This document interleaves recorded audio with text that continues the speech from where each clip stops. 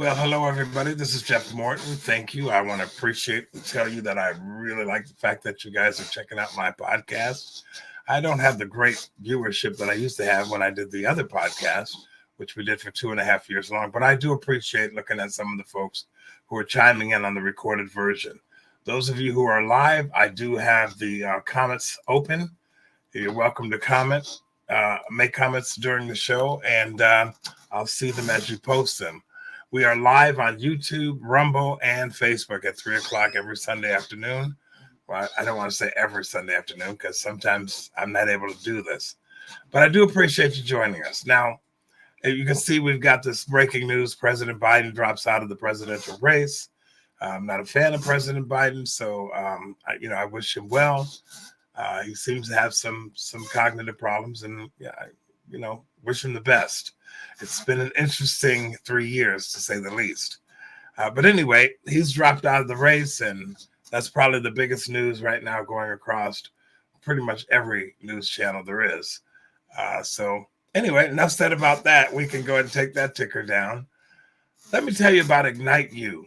It's called Ignite You 365. Now, in my current position, I do a lot of networking. I'm reaching out in kind of a sales position. And so I was introduced to Ignite You 365, which was started several years ago. 3 times a week, I have an opportunity to meet with a lot of business owners. We have a luncheon on Tuesdays and Wednesdays. The company I work for has paid for me to attend these. And I got to tell you, I'm meeting some pretty amazing business people. And I'm meeting people of every walk of life you can think of. Good.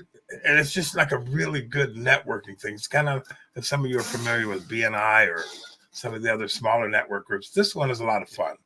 And so my guest today, who I'm going to talk to you about a little bit about, that's how I met him over at Ignite You. And as we his name is Pascal, we'll bring him on here in just a minute.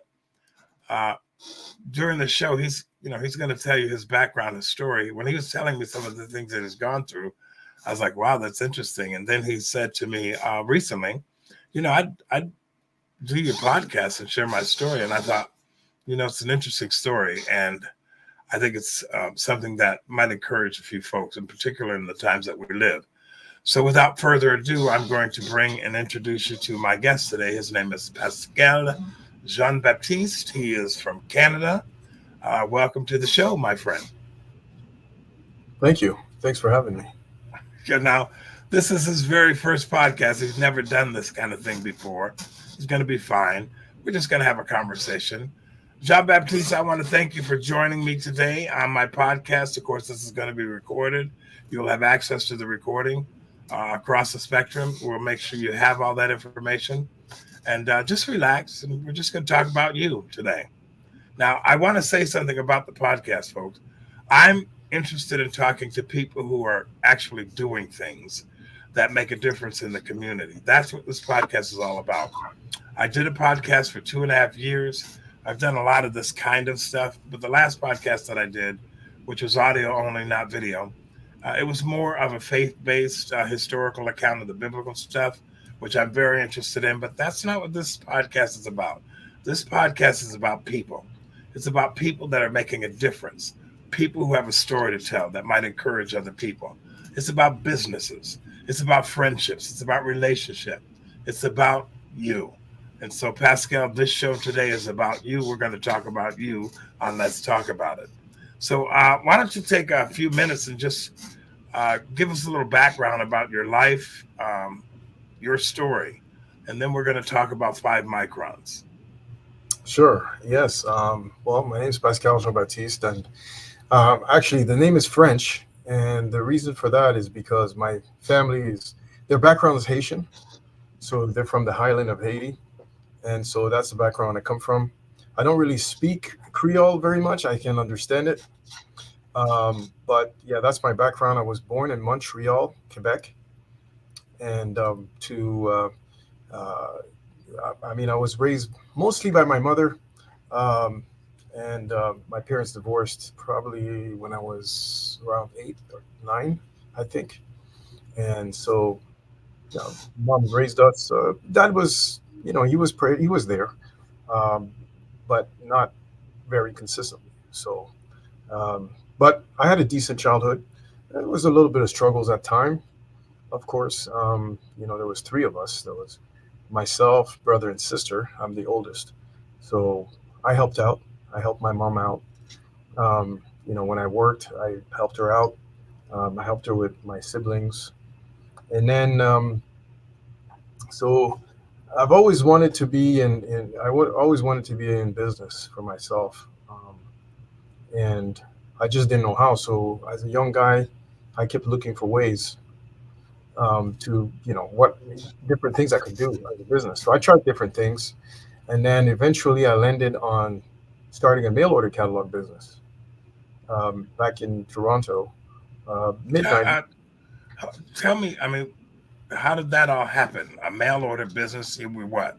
How old were you when you started that? I would say about 20. Let me see, 24. I was 24 years 24 years old. old. Yeah. And this is your only income? Yeah, that was my only income at the time. That's Yeah. a bold move. Go ahead. I'm curious about this story. Go ahead. But I didn't have a family yet. I didn't have children or anything. Right. So it made it a little bit easier. And things were much easier financially back then. Things were really cheap. Um, so I got into this business. I was looking, like I said, for a way to, and the way I got into mail order business is um, I had an idea for something. And excuse me, I didn't know how I was going to sell it.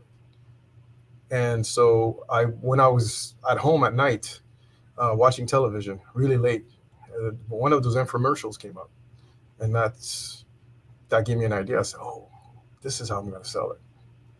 I'm going to use mail order because how you that's how a lot of things that are not well known. That's how they're sold. These new things, and so that's what led me into researching how to get into that, and that's how I started to develop this business.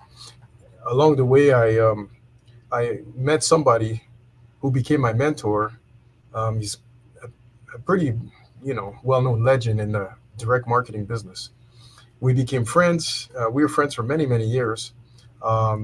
He'd succeeded in that business, you know, a long time ago in the '70s. Actually, he sold his company to Time Inc. for a lot of money back in the early '70s. So he was still doing it, but he was more. It was more of a hobby for him at this point. So he and I stayed friends. He mentored me. He showed me a lot of things. So I learned a lot from him when it comes to business and mail order particularly, but even just in business, he taught me a lot of things. So yeah, we were friends for maybe 20 something years, and he passed away in 2018. Hmm. So he was 98 years old at that point. So, but great friend. So yeah, that's how I started in the mail order business. Probably at the wrong time, um, just because there was a little company called Amazon coming on the scene. So they just crushed the whole, you know, business. I mean, you saw Sears Roebuck fail. That was the last one. It was a catalog company originally, Sears Roebuck. Right. Um, Sharper Image was another one. They failed eventually. Just it's a new world. So everything was becoming e-commerce based, and Right. And it's so we still growing. It's still growing. I mean, it hasn't even got to. We're still on the cutting edge of this e-commerce world, but you're right. Amazon came in, and a lot of companies went bye bye. yep, So, exactly. so how did you? What did you do at that point? And how long did you run the mail order business?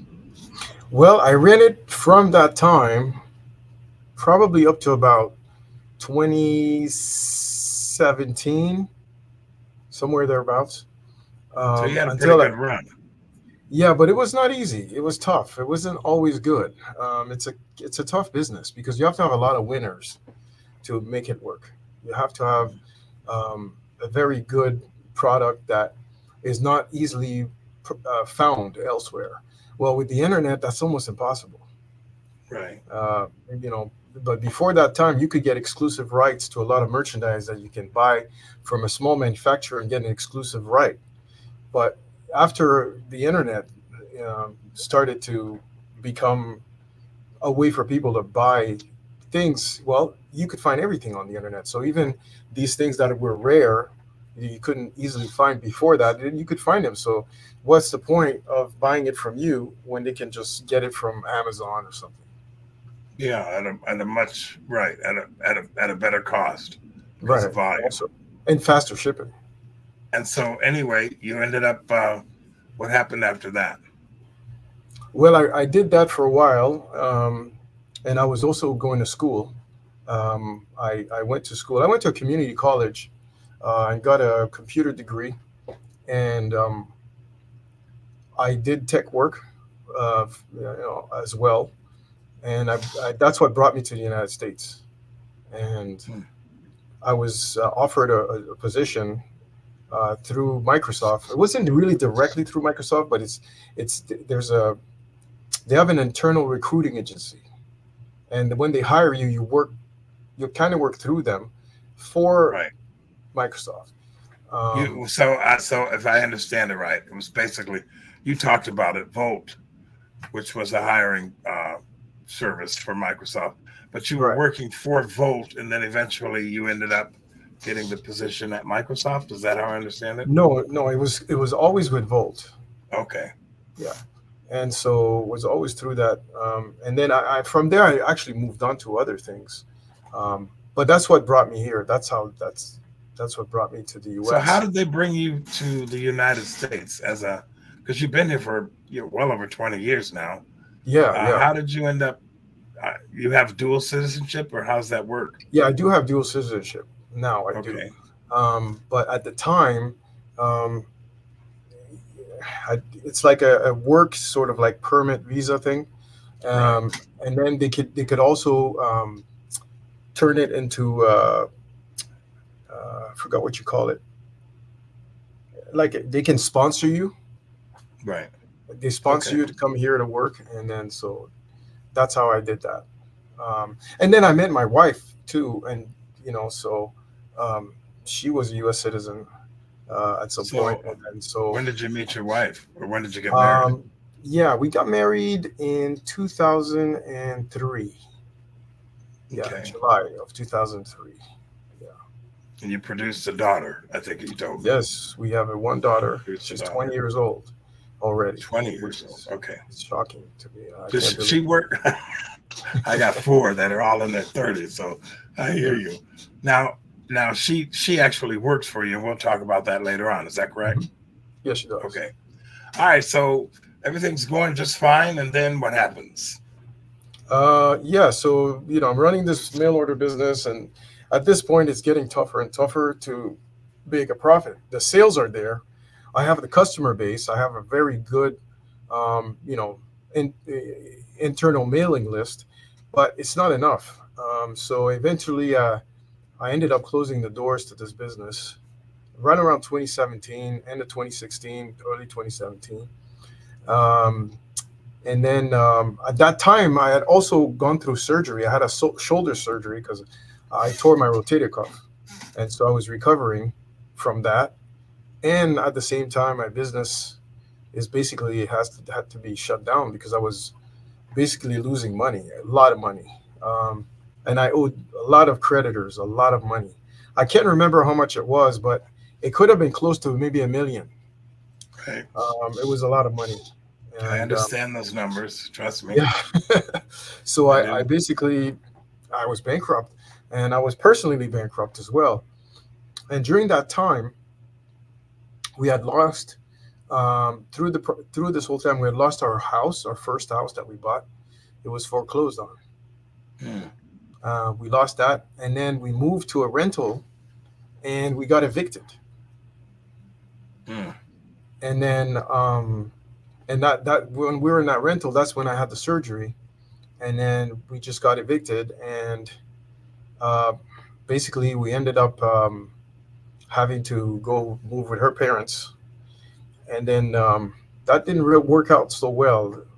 Um, and that with the financial stress, um, all the financial burdens that we were going through, it just put a lot of stress on the marriage, and so we divorced, and that's where that that's where that I ended up being homeless, bankrupt, evicted. I mean, it was something. And then What years was that? Was that after 2017? yes, Okay, yeah, so that's right around 2017, 18. so Yeah, were you living in Washington State at that time? yes, we were living here the whole time. So so in Washington State Hmm. before COVID, you're Hmm. evicted and you're Yes, divorced and you got a yes, daughter and yeah. you're living in your car. Living in my Jeep, my nice green Jeep Grand Cherokee. I How miss that long? car. It's a great car. Tell me what that was like, and I mean, share your heart. How was what was it like to go from being a mail order business owner, married with a daughter, to living in your Jeep? It was tough. I mean, it was an adjustment. I never thought I would find myself in that position, but um, it was definitely an eye-opening situation, and it humbled me. It humbled me a lot. It also helped me get closer to God, so that's a good thing. Hmm. Um, That's the it first did. time I've heard you say that. Yeah, very much. It really helped me get closer to God. There are some other things that happened during that over that period of time leading up to that too. I used to drink regularly. I wasn't really belligerent or anything, but it was just regular. It became more and more as the financial stress and burden got worse. I kept drinking more, and then What were you unfortunately, drinking? Beer or alcohol? oh, I mean everything, beer, liquor, you name it, That had to wine. go over well with your wife. Uh, well, not too well. We didn't fight like it didn't. It wasn't like she was telling me to stop necessarily, but it was. It just the whole thing, the whole situation, caused a lot of stress in the marriage. But so one night when I was driving, actually, I want to tell you about the story. Um, I remember I made a deal with God. I said, God, if you help me quit this thing, if I quit this drinking, I, I want you to promise me that you'll help me become a very successful individual. And so I stopped drinking on my own. And then one day, I don't know what took me, I decided to go out at night. So I went out, had a couple drinks, and then I was done. I was making my way back home. I wasn't speeding or anything. And I've been doing this for many years, decades. So this cop sees me and pulls me over. And he tells me, "Hey, did you? I noticed that you took off from the light a little bit quickly." I said, "Really? I I didn't notice that." He says, "Well," I said, "How fast was I going?" He says, "Well, I didn't really clock it, but did you have anything to drink tonight?" And I said, "Yes." And so that's when he asked me if I would be willing to do a sobriety test. And for some reason, I think I said no, but I didn't think I said no, but I said no supposedly. And so they took me to he took me in, he booked me and put me into the hospital to get my blood drawn. So then I was kept in the tank for, I think it was a long weekend. So I was there for 4 days. It was the worst experience of my life. Hmm. And when I was there in my cell, there was a book. And this was a book about a very talented guy. And I forgot the name of the book. I'm sorry. He was a very talented athlete, but he had a problem with alcohol and drugs. And the story is that it eventually ruined his life. And I could see in the story that basically God was trying to get him straight, but he refused until the point that destroyed his life. Um, Hmm. and so I got out of there, and I decided that I would go to rehab. I told my ex-wife, I said, look, I'm gonna go to rehab. This is I can't sustain this. I can't maintain this. So I checked myself into rehab, and I've looked for a few rehab places, and I found one that just spoke to me. It was the best decision I ever made. That Hold changed. that thought. Hold Mhm, that thought for a moment. I want to squeeze in a question here. You're broke. You're struggling with alcohol. mhm, You go to jail. mhm, You still have a house apparently, because you were mhm, on your way home. mhm. Then you ended up checking yourself into a rehab. Was that furnished?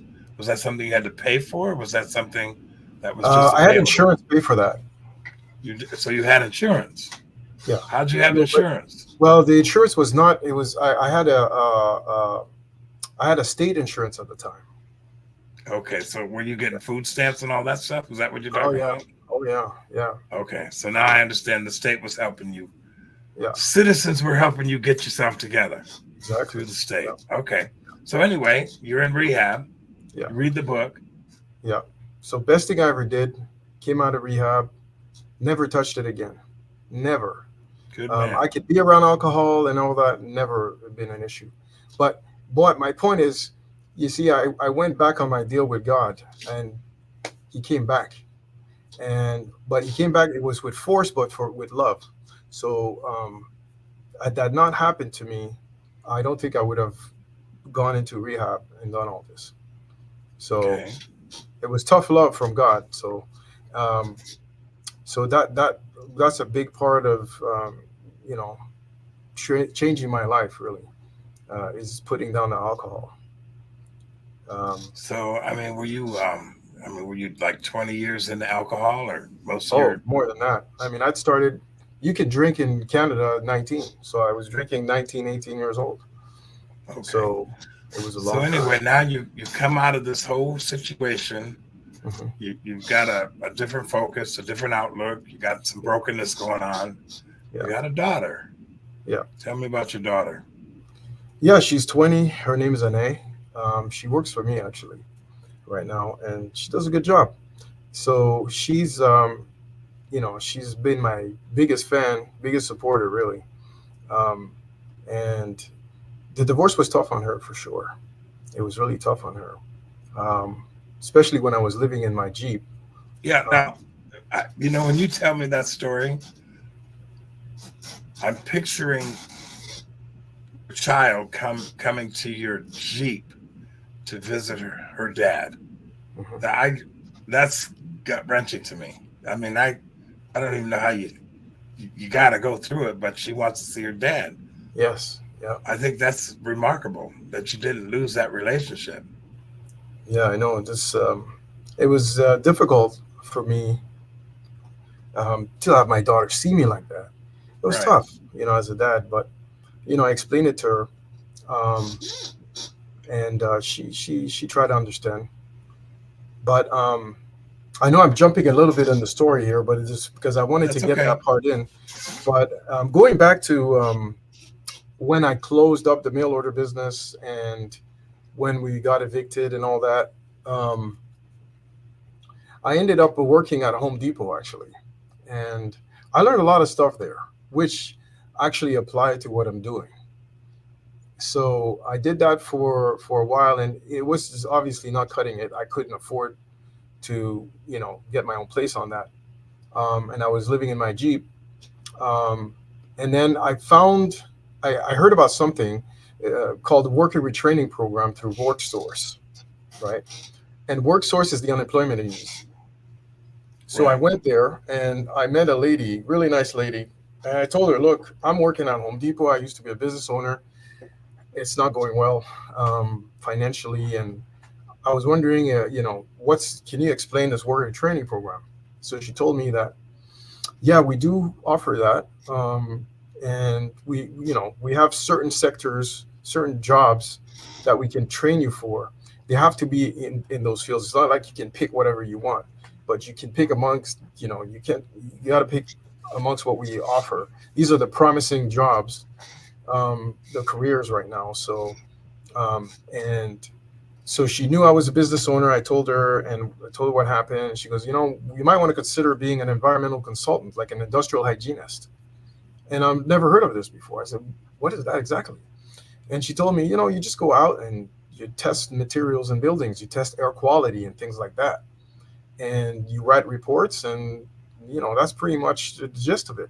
I'm like, that's interesting. I'm going to be out on the road. And I said, okay. She said, look, if you're interested, we have an orientation in a few days that's going to go over that more. And then the company that trains, that provides the training for that, they're going to be here. They're going to explain it. And if you want to, we'll pay for it if you're interested. I said, okay. So I got involved in that. I did really well. I went in class. It was under a year. You just got a bunch of certifications, the required ones. And then the same company hired me. Now, was this during COVID? This is before COVID, Before right? COVID, okay. Yeah, right before COVID. And then they hired me, and I worked for them for a little while. And, it was going well. Clients loved me. They kept getting, calls. Clients, oh, Pascal is, great technician, so on and so forth. So I'm like, okay, I'm doing pretty good here. Things are turning around. I'm gonna, save my money. And they didn't know I still lived in my Jeep at the time. They had no idea. How were you? How were you taking care of yourself? I mean, your Great question. hygiene, your clothes. Great question. You couldn't tell. I was still in shape and everything. So I had a gym membership. And so I had a LA Fitness gym membership. So I take my shower in the morning. It opened at 5 o'clock in the morning. So I could take my shower and everything, groom myself. I had my shaving, everything done. I got a workout in, and then I started my day. So it was perfect. And for clothes, to change my clothes, I rented a small storage, a 10 by 5, a 5 by 10, and small little storage. And I kept a small rack with my clothes hanging on there. And then I had my shoes and all these other things. And so if I needed to change, I would just go there, change, just get in there. There's a light switch. You can close the door, turn the light. I put my stuff there. I changed clothes, and off I went. I went with my How day. how long So did you that's live that way? Do you remember how long you? yeah, it's about a year. A whole year. Yeah, The, yeah. the character that you're describing is pretty amazing. I mean, you didn't give up. You didn't drink yourself on a street corner until there was nothing left. You No, I kept had to do fighting. it. I kept going. I had to. Um, Okay.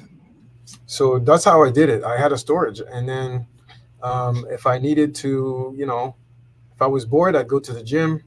Um, I would have my laptop with me. So I parked it at the Safeway because the back of the Safeway had free Wi-Fi, so I could watch programs there, work, and do my thing.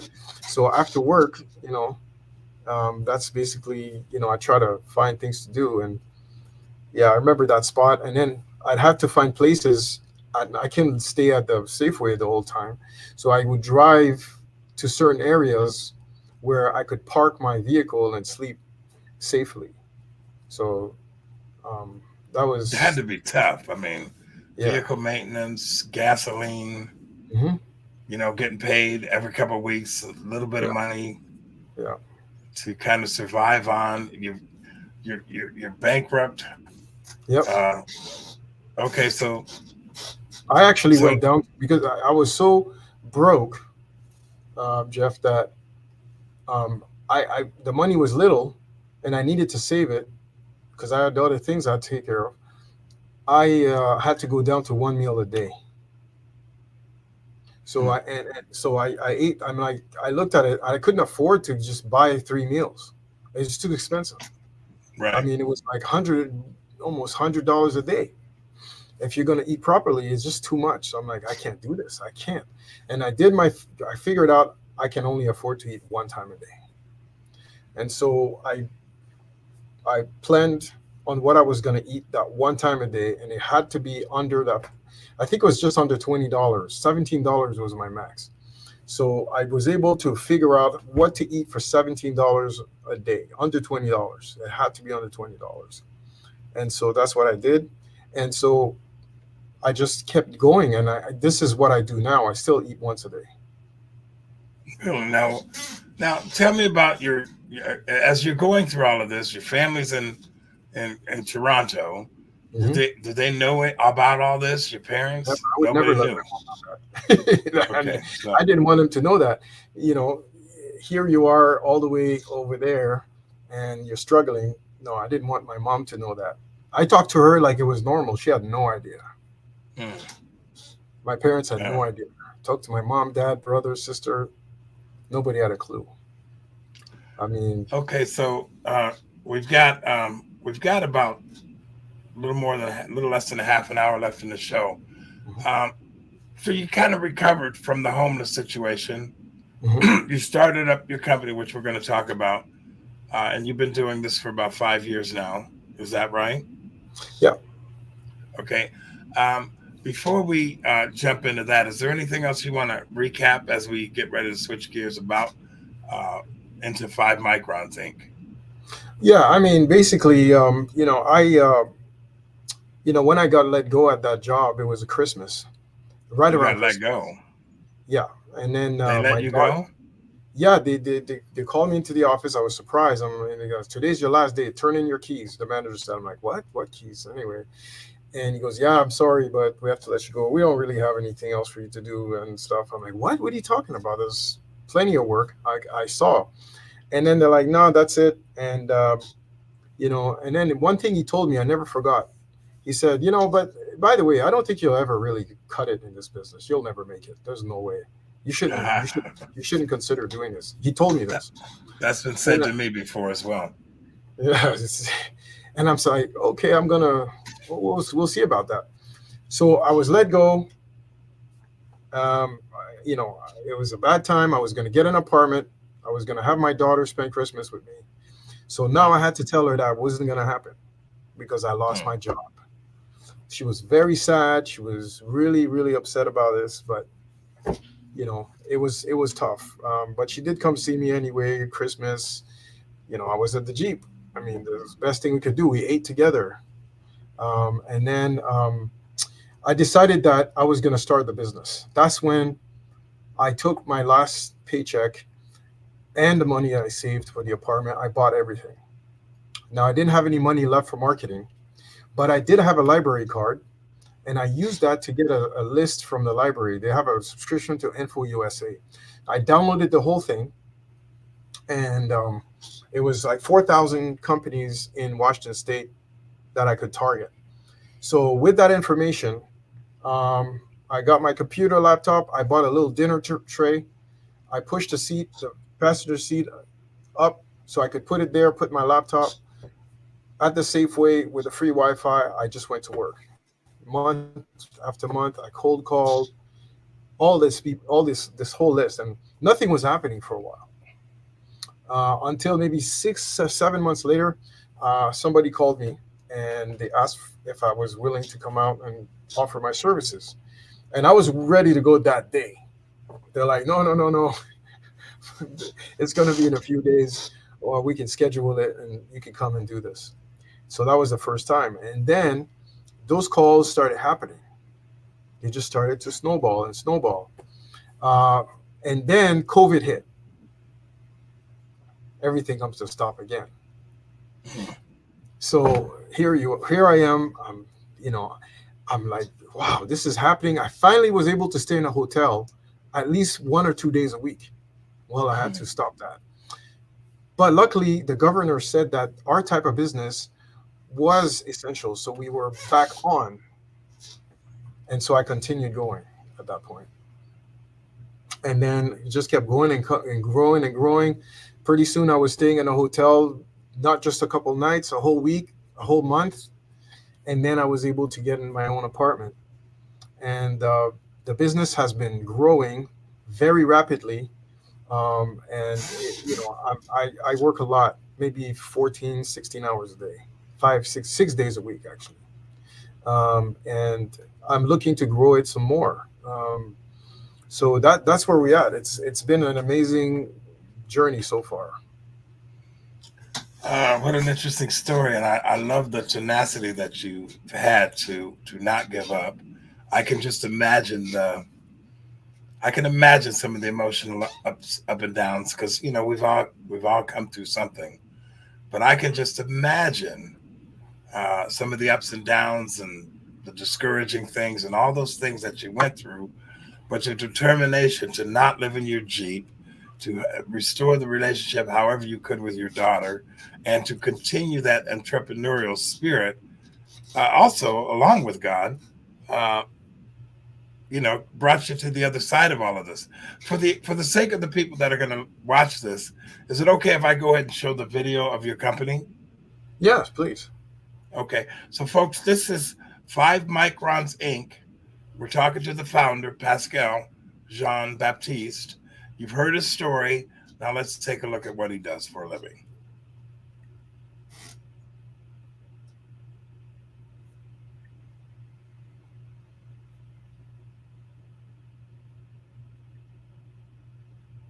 Carol, are you there? Sometimes we have to switch a couple of screens in order for him to bring that video on. Mold, asbestos, radon.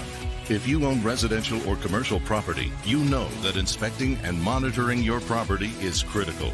We're 5 Microns Inc., a Seattle-based environmental consulting company providing asbestos, mold, radon, drinking water, lead, and air quality testing and inspection services. Gain peace of mind. Call us or visit 5microns.tech to get a free estimate and book your appointment. That's 5microns.tech. Very cool. Now, how when did you start? When did you start this company?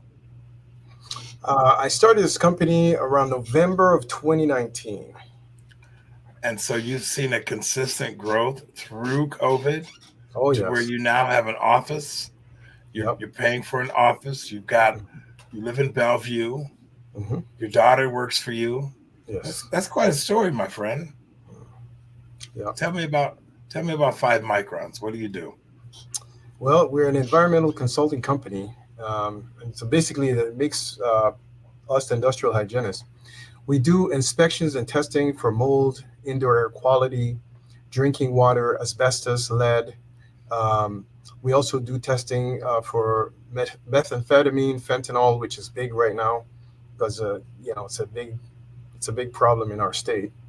We provide services like that.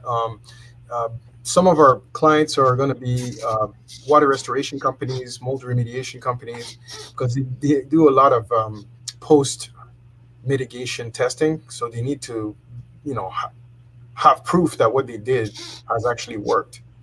And so that's some of our big clients: property management companies, real estate brokers, as well as homeowners and renters.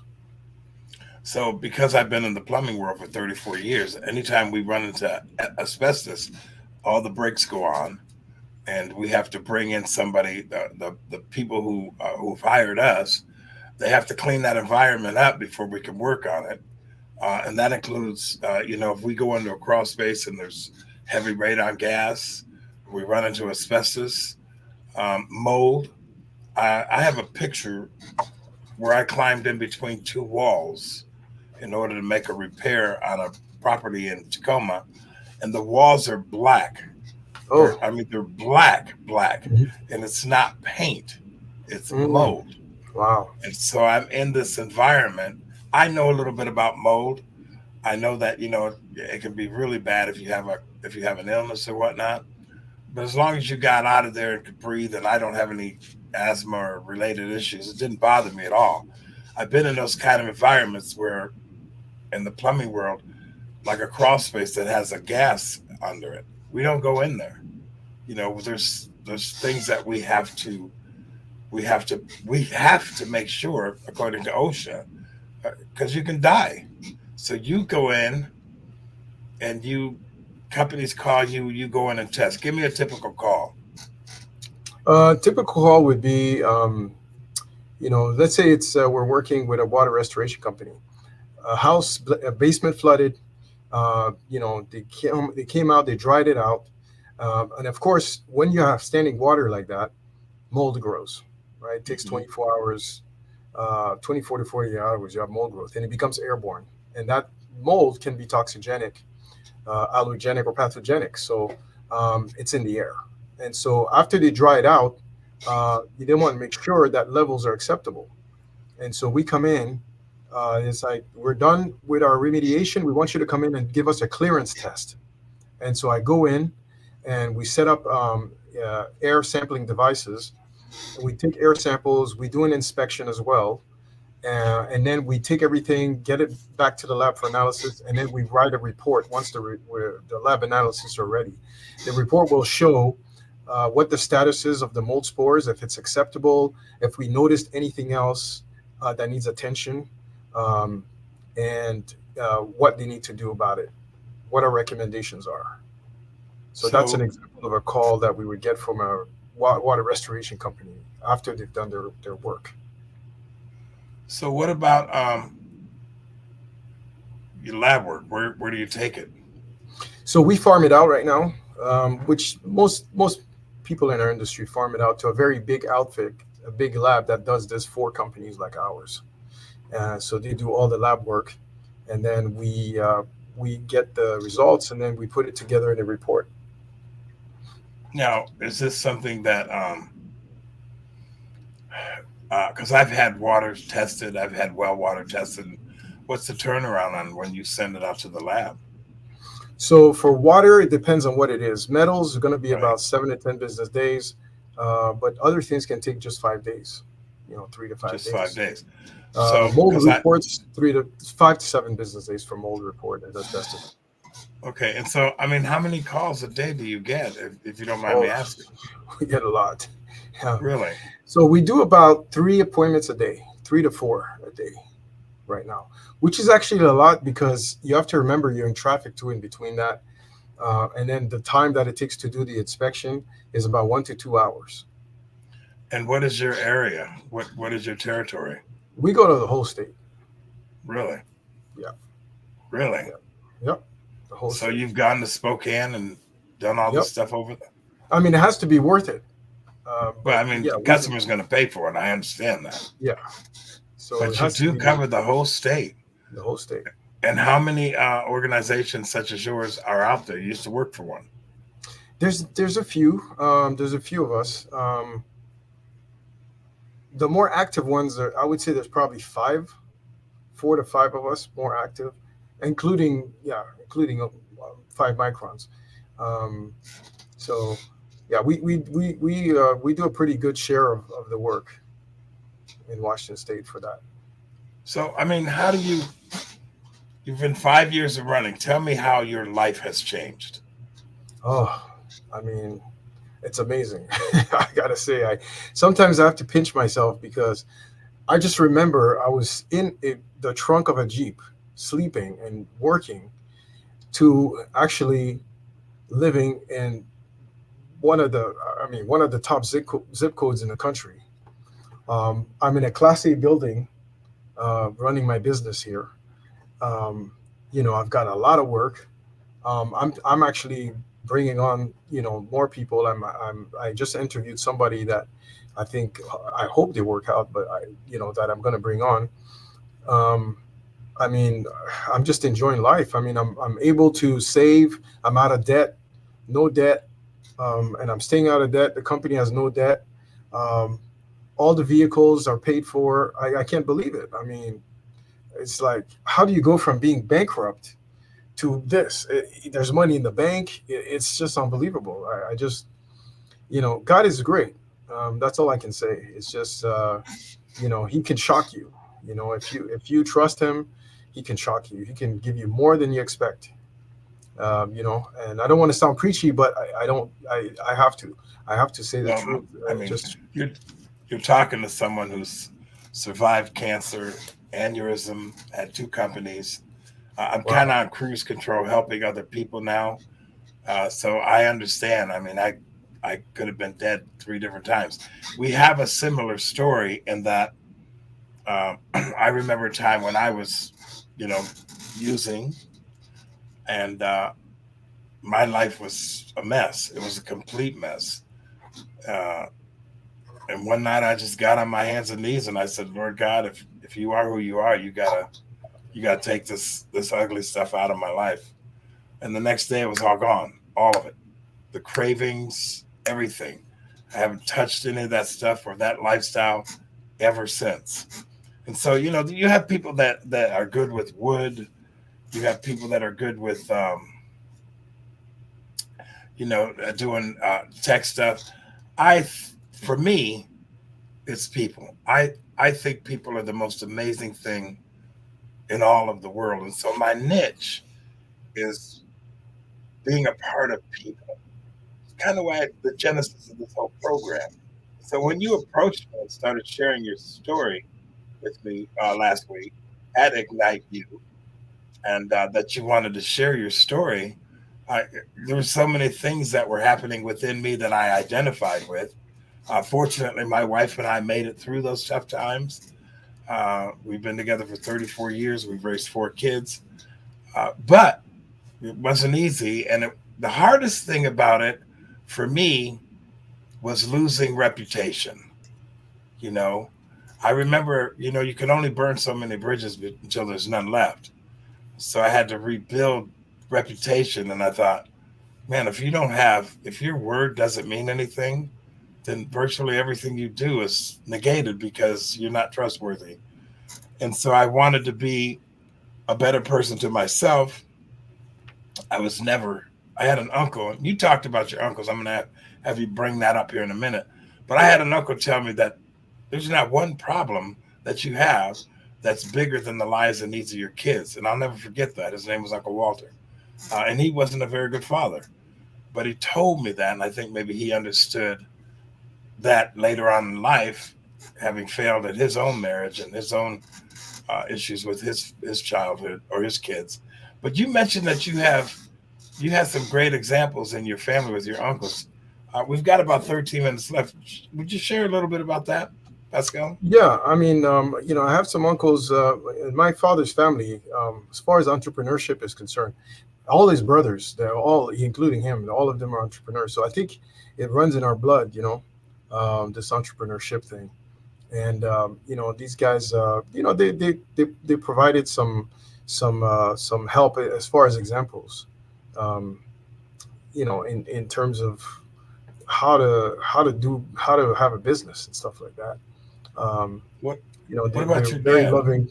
I'm sorry. What about your dad? Yeah, my dad and I, we don't talk a lot, but he's living his life. But yeah, we don't talk a lot. I think I'm a little bit closer to some of my uncles than my father, actually. Now, are they his brothers or your mother's His brothers? His brothers. They're his brothers. Yeah. Yeah. Okay. And I'm also close with my mom's brother, my uncle from my mom's side. Yeah. And your relationship with your daughter? Oh, it's fantastic. I'm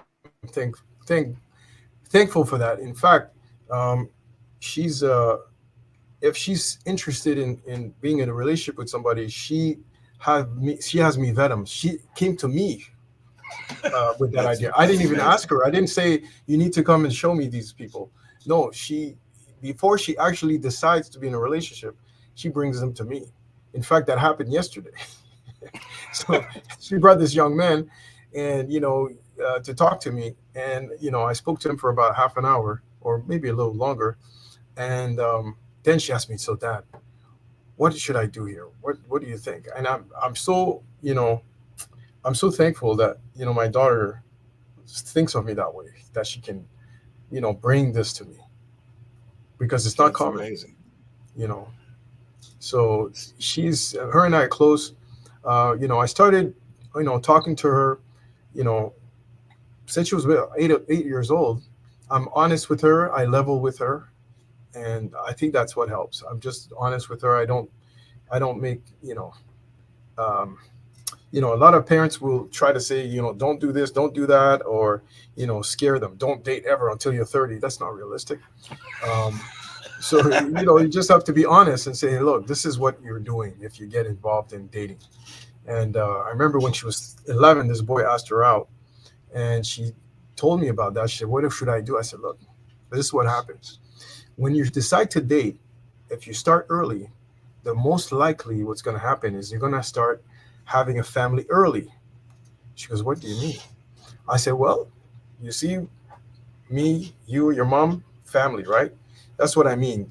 If you start dating early, the likelihood of you having children early is also possible. The problem is that it's going to put you in a very precarious situation. You're going to basically have children and start life in poverty. That's just what it is. Because you don't have enough skills yet or anything to exchange with the world, you and that young person, other young man in the world, to be able to make a living and support yourselves. So you're going to Good start at a advice. deficit. And so we had conversations like that early on, and so we've always been communicating that way. And so, Sounds like she's got a pretty smart father. That's what I'm hearing. well, thank you. I don't know. I mean, I've done my share of foolish things. Well, we Um, all have, but your recovery is remarkable. Now, you we met at Ignite You. Talk to me about Ignite You. How did you end up there? yeah, I was a member of BNI, and Hmm. then there was a member of my BNI group that went to Ignite You, and she kept telling me, "Listen, you really got to try this Ignite You network group. It's really fun. Do we meet a few times a week in Tacoma? You should really check it out." And I hesitated a few times until finally I said, "You know what? I'm just gonna go." And but the funny thing is, when I started going, she left the company she was with. I'm like, "Oh, great! I mean, come and join this thing, and you're not even there anymore." So anyway, I got in, and I've been there for over a year and a half now, almost two For a years. year and a half. Yeah, Uh, but how, well, go ahead. I wasn't able to come consistently, and then I sort of reorganized my things about 8 months ago and started going at least once a week. So Has it been has it been a help to you? it has. It definitely has. How Um, so? well, I have two, at least I can count two key clients there that I work with on a regular basis, and you know I'm getting connected with more clients through Ignite You. I think it's great. The thing about Ignite You, and when I went back and told the company, because I'm not the owner of the company, I have to, everything has to all the money has to come through their hands. But when I had my company down in the Portland area, I didn't have this kind of concept of networking groups. It wasn't a part of what I was learning. I did go to a BNI group a couple of different times, and even back then, I thought it was pretty restrictive and just difficult. So I didn't get involved. However, and I mean what I'm about to say emphatically, when I went to uh, Ignite You, I was blown away. I mean, I was so blown away by the fact that all of these people here, business owners, salespeople, they're all networking together to try to make a difference for everybody in the room. And I thought, this is different. And of course, I like the owner who started all this, Kieran and his wife. And I'm just kind of amazed that all these business owners are meeting 3 times a week, and there's so many opportunities to either do something, get involved in something, or even use some of the services. So I think it's really, really great. Now I've gotten a couple of referrals for plumbing, but for me, the ideal of networking and getting to know different people in our community, uh, and also these are some pretty fantastic people that we're meeting, yourself included. So for me, it's been at my age, I'm 65 years old next month. It's been something that I didn't know a whole lot about, and I wish I had known about it, these kinds of things. However, I will say this. I wasn't real thrilled with the BNI stuff. Uh, so I'm thankful that I did go to the Ignite You. Uh, it's a lot. There's a lot more flexibility. So, and I got the opportunity to meet you. I mean, you're doing my podcast. This is show number 13 for the audience. Anybody listening to the recording or whatnot. This is show number 13, and so this is kind of the direction that I wanted Let's Talk About It to go. It is to talk about you, what you're doing, and how it's impacting the lives of other people. That's really the heart of this program. I pay for all of this out of pocket. There's nobody helping me do this. But again, you got a chance to meet Pascal, and you might need his services. And of course, all of his information. Your website is 5micronsinc.tech or 5microns.tech. 5microns.tech. That's the number 5 microns, like the unit of measurement, dot T as in Tom, ECH. All right. And I got to tell you, folks, we in the plumbing world, we use a lot of these services. I didn't know about Pascal's, but I'm certainly going to introduce him to our company. If you have an issue, please give him a call. I think, I mean, you've heard his story. I'll give you that. We got just about 4 minutes. Let me give you the last word, whatever you want to share. Well, I just want to tell anybody, if they're going through any kind of struggle, addiction, financial problems, health, whatever it is, just have some faith. Put your faith in God. I know some people may be skeptical, but it doesn't hurt to try. I mean, you have nothing to lose, because you can turn it around. Through God, you can turn your life around. Doesn't matter what age you are. I was nearly in my 50s when I, went bankrupt and was basically, I was homeless, living in my car, and it turned around very quickly. So if I can do that, you can too. Through God, you can do it. It can happen. It really can, and it will. That I promise you. So what do you think of this young man your daughter introduced you to? I think he's not ready yet. He's not ready. Did you tell her that? Yeah, I did tell her that. I said, because she called me this morning and asked me, I said, you're a responsibility that he's not quite ready for yet. Yeah, how'd she take that news? She said, okay, fair enough. And because I give the basis for my conclusion, and she agreed. She said, I think you're right. He's not ready for this. I mean, yes, I understand. He sees a beautiful young woman. He wants to, maybe marry her, but it's just not that simple. You got to have your life on solid footing first before you jump in there. God knows that there's already enough, even if he had that settled, you got to be ready. Well, I have a heart for women, and I always tell them, whatever you do, do not get hooked up with somebody's kid, because you're going to end up raising him, and you don't want to do that. That's not what men do. So, Exactly. Listen, Pascal, I really appreciate you coming on to Let's Talk About It. It was a very interesting story. I love everything that you've bounced back from. I am a God person. I'm not a religious person. I absolutely believe in the God of the creation universe, and I trust him with everything. But I wanted my show to be a little bit more about people. And now you come on my show and tell me about the God that helped you. We serve the same God, and I really appreciate it. I didn't know any of this until you brought it up on the show today. So that's been wonderful. I don't think it would have been possible without God. So there's no way stuff like that happens without God. I'm a living miracle on 3 different levels. Yes, you are. I completely understand what you just said. Yes. Maybe we can do this again sometime, but I wish you the best. Keep the faith, and I'd love to hear and see your business grow. And I just wish nothing but prosperity for you and a good future. And I want to thank you from the bottom of my heart for coming on and being a part of this fledgling little podcast that I decided to start doing. Just literally 13 episodes again. So thank you, my friend.